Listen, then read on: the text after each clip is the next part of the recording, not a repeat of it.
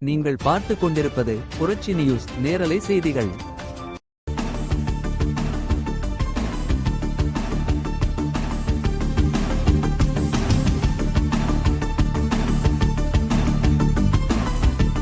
திண்டுக்கல் மாவட்டம் கோபால்பட்டியில் சூறைக்காற்றுடன் கொட்டி தீர்த்த ஆலங்கட்டி மழை. கொளுத்தி வரும் கோடை வெயில். கோபால்பட்டியில் ஆலங்கட்டி மழை.